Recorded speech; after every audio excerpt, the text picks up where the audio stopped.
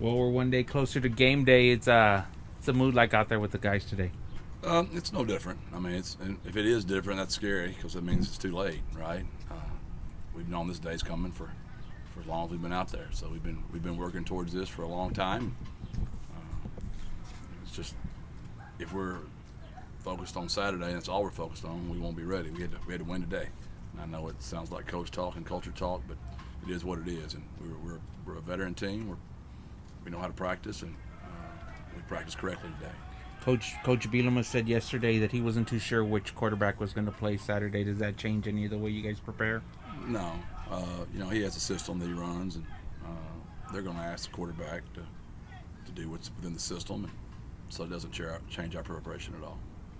We got the depth chart yesterday. We saw Josh Cephas at the F receiver, which I guess last year was like sticks, run and dangle, that kind of guy. How does he fit in that role, or do you want something different from that position this year? How do you size that up?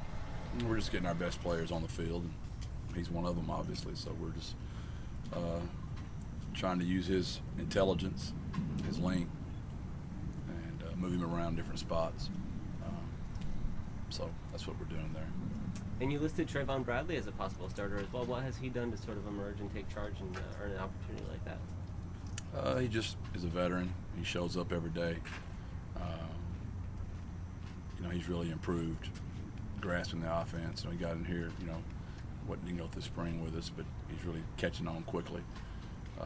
We just trust him. He has great vertical speed. He's a legit 10-500 meter guy. So, he's had a great camp and been good. So he'll be up there getting to play.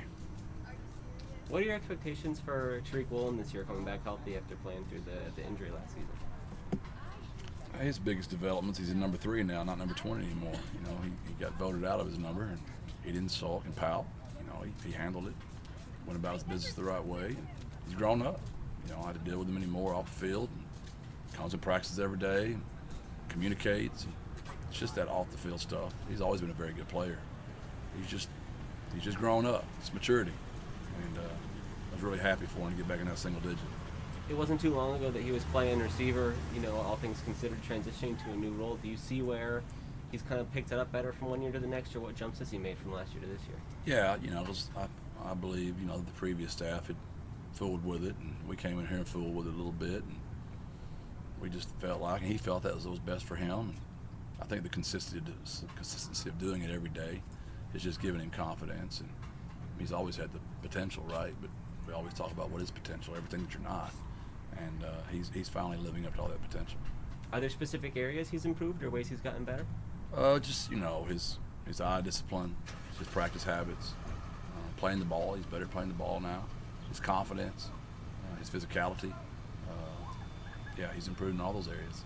Yeah, the physicality is always something you wonder about with an offensive player moving over to that side. How is he as a tackler, and what's it been like kind of getting him up to an appropriate level in that way? Yeah, he'll strike you. There's video evidence of it. Hopefully there'll be some video evidence Saturday again. Jeff, I want to ask you about the linebackers. A few of the 2 names we saw were the Kansas transfers. We hadn't heard much about them since they got here. How have they been so far? They're both veterans. They've played a lot of football. Both Texas kids. Knew their high school coaches really well. They spoke well of both those young men, and they've done that. They've come in here and been veterans. And they've played a lot of football. And they know our defense. So we're so much deeper inside. You never want any kid to get injured, but at least I'm not holding my breath every play, wondering who would go in the game if we had somebody go down. And then on the defensive line, you mentioned it yesterday. You guys listed three deep across the board. Is that the deepest unit on the team? Yeah, I'd probably say so. We were pretty thin there last year, and it's where you got to be great. And one thing that helps is we play our kids, and we play a lot of people.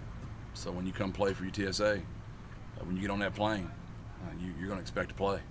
And that keeps the locker room a lot more competitive, keeps you fresher. You just got to be able to coach. You got to coach, because you got to coach a bunch of kids. But we trust our kids, and they'll show up Saturday, I believe. Cool.